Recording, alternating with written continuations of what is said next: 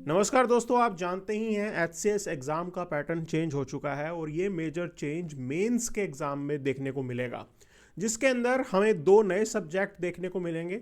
अभी तक चीज़ें क्लियर नहीं हैं कि वो दो नए सब्जेक्ट कौन से होंगे, लेकिन हम यहाँ पे कुछ एक चीज़ों को एनालाइज करके एक आइडिया लगा सकते हैं कि हमें किस डायरेक्शन के अंदर अभी आगे बढ़ना है। क्योंकि जब नोटिफिकेशन आएगा उसके बाद जो एग्ज़ाम के लिए टाइम बचेगा वो थोड़ा कम होगा। ऐसे में जो स्टूडेंट्स पहले ही चीज़ों को समझ जाएंगे, भांप जाएंगे कि किस डायरेक्शन में हमें जाना है, उनके लिए डेफिनेटली एडिड एडवांटेज होगी। तो जैसे आप जानते हैं, एक अनाउंसमेंट ये हुई थी कि एचसीएस के अंदर ऑप्शनल हटाया जा चुका है और साथ में जो दो नए जीएस सब्जेक्ट ऐड होंगे, अभी ये स्पेकुलेशन है, उसके अंदर एक subject primarily Haryana specific knowledge को टेस्ट करेगा और जो दूसरा सब्जेक्ट ऐड होगा जीएस के तौर पे वो होगा हमारा एथिक्स से रिलेटेड। अभी तक क्लैरिटी नहीं है, कोई ऐसी चीज़ नोटिफाई भी नहीं हुई है, ये जस्ट स्पेक्यूलेशन है। मेजर क्लैरिटी आपको एग्ज़ाम नोटिफिकेशन आने के बाद ही मिलेगी, लेकिन हमें जिस डायरेक्शन में बढ़ना है वो हमें यहाँ पे पता लगेगा। तो देखिए, हम किस तरीके से एनालाइज करें कि अब एचपीएससी किस डायरेक्शन में जाने वाला है। तो आप समझिए हमारे पास एक रोल मॉडल मौजूद है, वो है यूपी मेंस का एग्ज़ाम। यूपी पीसीएस के अंदर आप देखिए कि उनका पेपर 4 और पेपर 6, मतलब वो दो पेपर पूछते हैं स्पेसिफिकली यूपी की नॉलेज को टेस्ट करने के लिए। हमारे एचसीएस के केस में नहीं होगा, लेकिन आप मेजरली समझिए कि वो किस तरीके से, किस टाइप के टॉपिक्स के ऊपर सवाल रेगुलरली करते रहे हैं और हम वहां से आइडिया लेके अपनी एचसीएस की प्रिपरेशन यहाँ पे कर सकते हैं। तो जो मेजर चीज़ हमें समझ में आती है कि क्वेश्चंस आपको देखने को मिलेंगे कि हरियाणा की हिस्ट्री क्या हो सकती है, हरियाणा के कल्चर के ऊपर सवाल होंगे, हरियाणा की इकोनॉमी, हरियाणा की पॉलिटी, हरियाणा की ज्योग्राफी कैसे रहने वाली है, करंट अफेयर्स जो हरियाणा से रिलेटेड होंगे। और जब हम बात कर रहे हैं कि हरियाणा की इकोनॉमी, तो इसके अंदर आप समझ लीजिए कि डेफिनेटली जो हरियाणा का बजट होगा वो भी बहुत ज़्यादा इंपॉर्टेंट हो जाएगा। मतलब नई स्कीम्स क्या आएंगी, अब डायरेक्टली आपको वैसा मेंस का सवाल मिलेगा उसके ऊपर, वो आइडिया हमें लगा के चलना है। हरियाणा की पॉलिटी किस तरीके से होगी, तो वो सवाल ऐसा कुछ बन सकता है कि पंचायती राज के अंदर क्या रोल चल रहा है, हरियाणा किस तरीके से आगे बढ़ रहा है। दूसरा कि भी लेजिस्लेटिव असेंबली जो है हरियाणा की, वो किस तरीके से ऑपरेट कर रही है, लेजिस्लेटिव असेंबली के स्पीकर साहब। ये सारे सवाल जो हम नॉर्मली पॉलिटी के कंटेक्स्ट में, जनरल स्टडीज पॉलिटी के कंटेक्स्ट में पहले समझा करते थे, अब उसे हरियाणा का टच देके आपसे पूछा जा सकता है। साइंस एंड टेक्नोलॉजी के अंदर हरियाणा कहाँ स्टैंड कर रहा है, किस तरीके की नई स्कीम्स अनाउंस हो रही हैं, क्या नई डेवलपमेंट्स हो रही हैं। जो साइंस एंड टेक्नोलॉजी पहले जीएस के कंपोनेंट के तौर पे आती थी, अब उसके अंदर हरियाणा एंगल डाल के आपसे सवाल किया जाएगा और आपका आंसर भी कहीं ना कहीं उसी डायरेक्शन में दिखना चाहिए। कि अगर आप उसको एक जीएस का आंसर बना देंगे तो वो गलत हो जाएगा। जो आप उसके अंदर एग्जाम्पल्स डालेंगे वो भी आपको हरियाणा स्पेसिफिक ही एग्जाम्पल डालने हैं। फिर बात करते हैं कल्चर और हिस्टोरिकल पॉइंट्स की। तो देखिए, हिस्ट्री के अंदर कुरुक्षेत्र का क्या रोल रहा है, महाभारत के अंदर हरियाणा किस तरीके से उस समय डेवलपमेंट्स हो रही थी, क्या क्या घटनाएं थी, वो सवाल आपसे पूछा जा सकता है। फिर आज़ादी के दौरान स्पेसिफिकली अगर हम फ्रीडम स्ट्रगल को देखेंगे, उसके अंदर हरियाणा का क्या कॉन्ट्रीब्यूशन है, तो वो आप देखिए कि पुराने टाइम पे, मतलब जो हमारा फर्स्ट फ्रीडम का वॉर था 1857 रिवोल्ट, उस पर भी सवाल किया जा सकता है। उसके बाद की जो 1947 की घटनाएं हैं उस पर भी आपसे सवाल किया जा सकता है। तो ये आपको स्पेसिफिकली प्रिपेयर करना होगा। मतलब जब हम हरियाणा जीके की किताब पढ़ते हैं तो ये एक मतलब छोटा सा टॉपिक आप बोल सकते हैं, एक चैप्टर है, लेकिन अब आपको उन डेवलपमेंट्स को एनालाइज भी करना होगा। अभी तक हरियाणा जीके के अंदर क्या चलता था कि भाई हमने लर्न कर लिया, हमने अभी तक एनालिसिस नहीं किया, लेकिन अब आप उन हिस्टोरिकल डेवलपमेंट्स का एनालिसिस भी करेंगे कि क्यों हुआ, कैसे हुआ।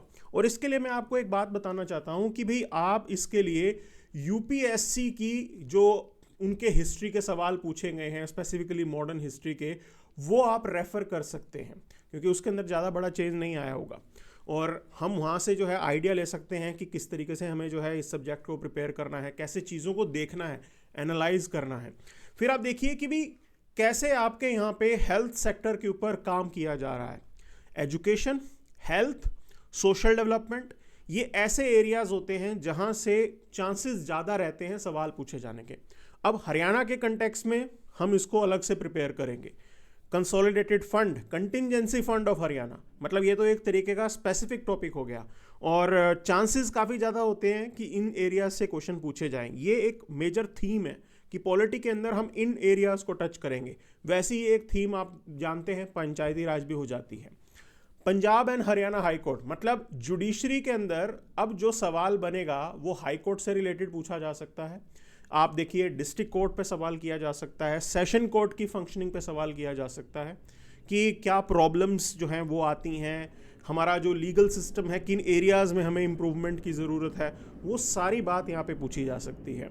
Then non governmental organisations Haryana के अंदर कैसे काम कर रही हैं, क्या हरियाणा की कोई डेडिकेटेड पॉलिसी है, क्या हरियाणा सरकार मल्टीपल स्कीम्स चलाती है जिनके तहत हम एनजीओज को सपोर्ट करें, वो सवाल आपसे किया जा सकता है। स्मार्ट सिटीज़ किस तरीके से जो है आगे बढ़ रहा है, मतलब हरियाणा, ये सेंटर की एक स्कीम है लेकिन उसका इम्प्लीमेंटेशन कैसे हो रहा है। आपको ये बात ध्यान रखनी है कि देखिए जो भी सेंटर डोमेन की स्कीम्स होंगी वो आपके स्टेट में लागू हो रही हैं और उनकी परफॉर्मेंस आपके स्टेट में कैसी है ये चीज़ ज़रूरी है हमारे एग्जाम के लिए। सेम डेवलपमेंट और सोशल इश्यूज़ का भी खेल होगा। टूरिज्म की क्या इंपॉर्टेंस है, कैसे जो है टूरिज्म हमारी इकोनॉमिक एक्टिविटी के अंदर कंट्रीब्यूट कर रहा है हरियाणा की इकोनॉमिक एक्टिविटी के अंदर, साइट्स कौन सी हैं, किस तरीके से जो है हरियाणा की गवर्नमेंट डिसाइड कर रही है कि आप जो है टूरिज्म को प्रमोट करेंगे, वो सारा आइडिया होना चाहिए। अभी तक हरियाणा जीके में आप ये सारी चीज़ें सुपरफिशियली पढ़ लिया करते थे, अब आपको उन्हीं टॉपिक्स का इन डेप्थ एनालिसिस करना होगा। ये रिक्वायर्ड है इस HCS मेंस के एग्जाम के अंदर। तो अगर हरियाणा स्पेसिफिक कंपोनेंट आता है, फिर आप देखिए आर्किटेक्चर, मतलब आर्ट एंड कल्चर का कंटेक्स्ट हम देख रहे हैं यहाँ पे। हरियाणा के अंदर जो आर्किटेक्चर कैसे हैं, एंशिएंट टेम्पल, फोर्ट किस तरीके से बनाए गए थे, उसके पीछे की स्टडी, वो हम यहाँ पे जाएंगे। देन आप देखिए राखीगढ़ी, कुरुक्षेत्र, पानीपत, ये मेजर साइट्स हैं जो हम जो है एंशिएंट टाउन के तौर पे देखते हैं। उनका अपना इतिहास रहा है, वहाँ पे भी आपसे सवाल किया जा सकता है। मतलब यहाँ पे राखीगढ़ी की बात करेंगे तो इंडस वैली सिविलाइजेशन या हड़प्पन सिविलाइजेशन हम जिसे बोलते हैं, तो वो चीज़ घुमा के पूछी जाएगी आपसे और ख़ास तौर पे आपसे एग्जाम्पल भी ऐसे डिमांड किए जाएंगे जो हरियाणा सेंट्रिक होंगे। देन आप इसके अंदर देखिए कि फ्रीडम मूवमेंट के अंदर हरियाणा का कंट्रीब्यूशन रहा, वो आप अच्छे से समझ जाएंगे। पंचायती राज की कहानी हम ऑलरेडी देख चुके हैं। हरियाणा की लेजिस्लेटिव असेंबली किस तरीके से काम कर रही है, गवर्नेंस के क्या क्या मुद्दे आते हैं, हरियाणा में फेस्टिवल्स कौन से हैं, उनका क्या इतिहास है, ये आपको पता होना चाहिए। अभी तक हम इन इतिहास में तो गए ही नहीं हैं, हम सिर्फ ऊपर ऊपर से पढ़ते रहे हैं। देन आप देखेंगे कि लॉ एंड ऑर्डर की प्रॉब्लम हरियाणा में कैसी है, क्राइम किस लेवल का है, organise crime, drugs related problem, वो सारी सवाल आपसे किए जा सकते हैं। फूड सिक्योरिटी चैलेंजेस, फ्यूचर में क्या क्या प्रॉब्लम आ रही है, ग्राउंड वाटर जो है वो काफ़ी नीचे चला गया है हरियाणा के अंदर, तो उससे रिलेटेड क्या समस्याएं होंगी।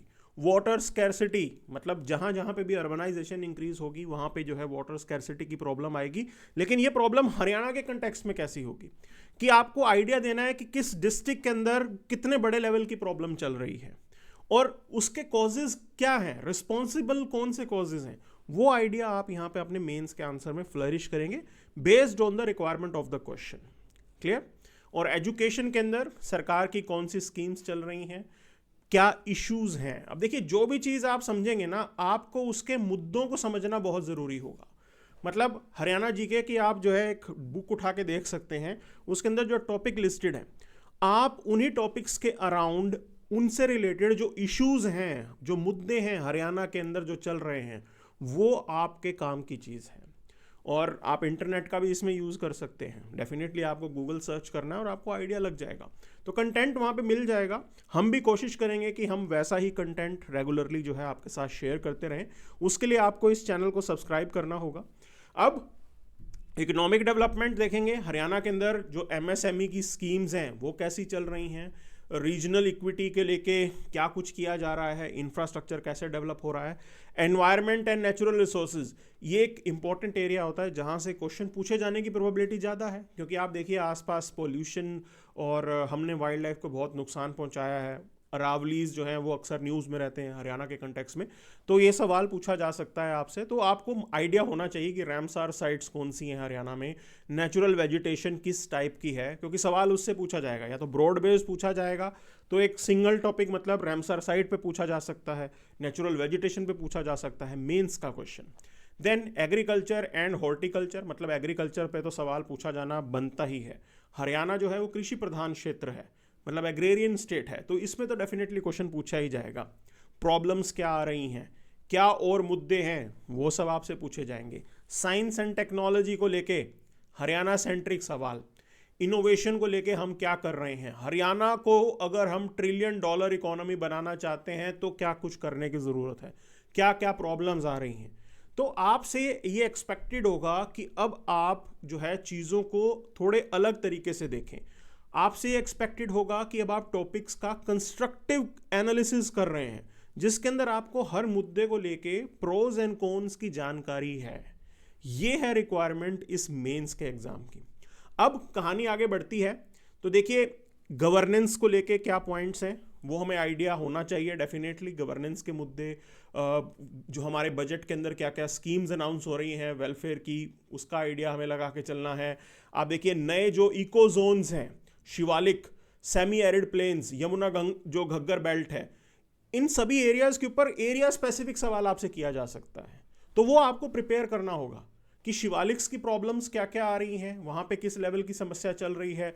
जो सेमी एरिड एरिया है, मतलब आप देखिए कि सदर्न हरियाणा है, उस एरिया की क्या प्रॉब्लम है वो आइडिया होना चाहिए। जो यमुना घग्गर बेल्ट है वहाँ पे क्या किस तरीके की समस्याएं हैं, तो ये सारी जानकारी आपको यहाँ पे इकट्ठी करनी है। अभी तक ये नए सब्जेक्ट के तौर पे आएंगे, इसको लेके कंटेंट भी लिमिटेड ही अवेलेबल होगा, ठीक है। एक्सपेक्टेड ये है कि आप जो है दूसरे जिन जिन एरियाज में सवाल किए जाते हैं, मतलब जैसे आप देखिए कि यूपीएससी में सवाल किया गया या यूपीपीसीएस के आप टॉपिक्स उठाइए, उन टॉपिक्स को हरियाणा के कंटेक्स्ट में जानने की कोशिश कीजिए, वहाँ से आपको प्रिपरेशन आगे लेके जानी है। अब ऐसे के अंदर सबसे इंपॉर्टेंट पॉइंट जो हमें ध्यान देना होगा वो है हमारा इकोनॉमिक सर्वे। तो जो हरियाणा का इकोनॉमिक सर्वे है वो बहुत ही इंपॉर्टेंट डॉक्यूमेंट हो जाता है आपके लिए। अभी तक हम क्या करते थे, उसमें से जो है फैक्ट्स याद किया करते थे। अब आपको उन एरियाज़ को, उन डोमेन्स को थोड़ा और डिटेल में जानना है, क्योंकि प्रॉब्लम्स भी वहाँ पे हाईलाइट कर रखी होती हैं, जो कि हरियाणा सेंट्रिक जानकारी होगी, वो आपके पास होनी चाहिए। इस तरीके से हम इन एरियाज़ को आइडेंटिफाई करके प्रिपरेशन पे ले जा सकते हैं। तो ये ब्रॉडर पिक्चर थी कि Haryana centric, Haryana specific knowledge अगर आपकी टेस्ट होगी तो किन एरियाज़ को लेकर टेस्ट होगी। अब बात करते हैं एथिक्स, इंटीग्रिटी एंड एप्टीट्यूड। अब देखिए इसके अंदर जो पैटर्न हमें दिखता है कि इसके अंदर एक तो आपसे केस स्टडीज़ वो डेफिनेटली पूछेंगे, ठीक है, अगर ये पेपर आता है, प्लस आपकी नॉलेज जो है वो टेस्ट होगी। अब इस पूरे गेम को कैसे किया जाता है, देखिए कि आपकी नॉलेज बेसिकली वो समझने की कोशिश करेंगे कि आपके कंसेप्ट्स कितने अच्छे आप जानते हैं, कंसेप्चुअल क्लैरिटी को लेके आइडिया वो देखने की कोशिश करेंगे, प्लस उन्हीं कंसेप्ट्स का जो एप्लीकेशन होगा वो एप्लीकेशन आपको केस स्टडी के अंदर करना होगा।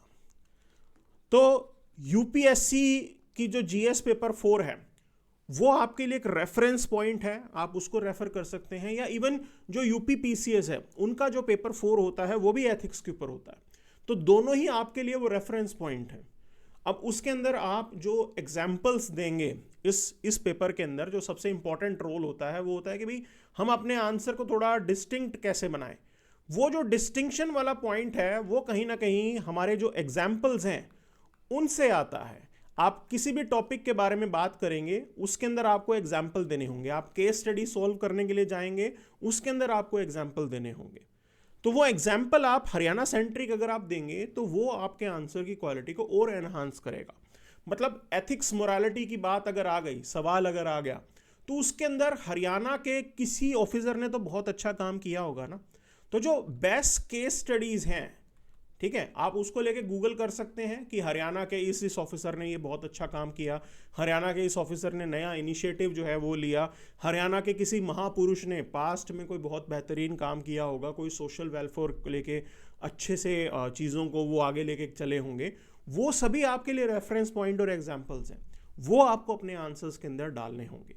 जो ग्रेट लीडर्स हैं, रिफॉर्मर्स हैं, उनके वर्ड्स, उनकी स्टेटमेंट्स, उनकी टीचिंग्स, ये हमारे लिए ज़रूरी हो जाती हैं। कुछ एक टॉपिक आपके एटीट्यूड, इमोशनल इंटेलिजेंस, इन सब चीज़ों से रिलेटेड पूछे जाएंगे। ये सब जो है जीएस के अंदर, मतलब यूपीएससी और यूपीपीसीएस के एग्ज़ाम में हम लोग रेगुलरली कवर करते रहे हैं, और काफ़ी कंटेंट इन टॉपिक्स के लिए आपके पास अवेलेबल होगा। आप डेफिनेटली उसको फॉलो कर सकते हैं। मोरल फिलोसोफर्स और थिंकर्स, उन्होंने क्या क्या सिखाया है, प्लस यहाँ पे जो इम्पोर्टेंट पॉइंट होता है वो होता है एग्जाम्पल्स का। देखिए, एग्जामिनर कैसे समझेगा कि आप जो बात है वो अच्छे से जानते हैं? अगर आप उसकी प्रैक्टिकल इंप्लीमेंटेशन अपने आंसर शीट में मेंशन कर दें, तो वो प्रैक्टिकल इंप्लीमेंटेशन क्या है? वो है एग्जाम्पल। वो आपको प्रोड्यूस करना होगा, वो कंटेंट आपका रेडी होना चाहिए। फिर इस एथिक्स के एग्जाम का एक इंपॉर्टेंट एरिया होता है, वो होता है गवर्नेंस रिलेटेड क्वेश्चन। ठीक है, तो जिसे स्पेसिफिकली आप बोल सकते हैं कि पब्लिक सर्विस वैल्यूज क्या क्या हैं, है ना। तो इसके अंदर गवर्नेंस की क्या प्रॉब्लम्स आती हैं और उन प्रॉब्लम्स को आप कैसे सॉल्व करते हो एज एन ऑफिसर, वो आपकी केस स्टडी में आपसे पूछी जा सकती है। और केस स्टडी को सॉल्व करने के अलग अलग तरीके होते हैं, हम उसके लिए स्पेसिफिकली आपके लिए एक वीडियो लेके आएंगे। अभी क्लैरिटी आ जाए कि भाई किस तरीके से एचसीएस के एग्ज़ाम में जो है चीज़ें पूछी जाती हैं, तो हम वैसे वैसे ही आपको गाइड करते रहेंगे। तो जो टॉपिक्स मेजरली हमें हमारे एथिक्स के एग्ज़ाम में ज़्यादा देखने को मिले हैं, वो आरटीआई को लेके क्या अप्रोच है, या करप्शन का कैसा मामला है, या और आप बोल सकते हैं कि डिसेंट्रलाइजेशन, ऐसी कुछ एक टर्मिनोलॉजीज होती हैं। वो सारे कंसेप्ट्स आपको मतलब उसके बारे में आइडिया होना चाहिए। ठीक है, तो ये सवाल जो है इन एरियाज़ को आपको कवर करना है, ये रिक्वायरमेंट है। यूपीएससी का जीएस पेपर 4 एथिक्स का होता है, वो आपके लिए एक रेफरेंस डॉक्यूमेंट हो सकता है। बाकी क्लैरिटी जो है नोटिफिकेशन आने पे ही हमें पता लगेगी। बाय दैट टाइम हम थोड़ा थोड़ा जो है इन एरियाज़ को समझ सकते हैं। मैं ये नहीं कहता कि आप डेडिकेटेडली उठा के इन्हीं टॉपिक्स को शुरू कर लीजिए, बट डेफिनेटली आप जो है हर रोज 1 घंटा इन एरियाज को दे सकते हैं, क्योंकि ये नई चीज़ है। जब आपके पास आप चीज़ें नोटिफाई हो जाएंगी, क्लैरिटी आ जाएंगी, फिर आप और अच्छे से कर पाएंगे। लेकिन एट प्रेजेंट अगर हमें कोई आइडिया ही नहीं है कि क्या पूछा जाना है, तो जब वो एग्ज़ाम में आएगा हम डेफिनेटली डिसएडवांटेज पे होंगे। मैं ऐसा इसीलिए कह रहा हूं क्योंकि आप समझिए कि ये जो एथिक्स का पेपर है, जो भी स्टूडेंट यूपीएससी की तैयारी कर रहा है, वो जीएस पेपर 4 डेफिनेटली उसने कवर किया होगा। आप उनसे पीछे रह जाएंगे अगर एथिक्स का एग्जाम पूछा जाता है। ठीक है, और सेम कंटेक्स्ट उसमें होगा कि भाई जी जो हरियाणा स्पेसिफिक जो आपकी नॉलेज टेस्ट करने के लिए एक पेपर डाले गए, अगर हमने चीज़ों को पहले ही एनालाइज कर लिया कि क्या क्या पूछ सकते हैं, उसमें ज़्यादा समझदारी है। एडवांस प्रिपरेशन जो है वो हमें डेफिनेटली हेल्प करेगी एग्जाम के अंदर। Less preparation is harmful. आपने चीज़ों को ज़्यादा पढ़ा हुआ है, अच्छा पढ़ा हुआ है, तो वो तो आपको हेल्प करने ही वाला है। तो उस चीज़ को समझते हुए आप अपनी एचसीएस की प्रिपरेशन प्लान कर सकते हैं। रोज 1 घंटा आप इन टॉपिक्स को दे सकते हैं। ब्रेनस्टॉर्म कीजिए, इंटरनेट का यूज़ कीजिए, आइडियाज़ लीजिए। आप हमारे चैनल को फॉलो करते रहिए and we will provide more content, more knowledgeable ideas for your HCS preparation. तो बेस्ट ऑफ लक एंड आप स्टडी पाठशाला का हिस्सा बनिए, और डेफिनेटली हम आपकी जो है आपके ड्रीम्स को अचीव करने में आपकी हेल्प करेंगे। Thank you very much.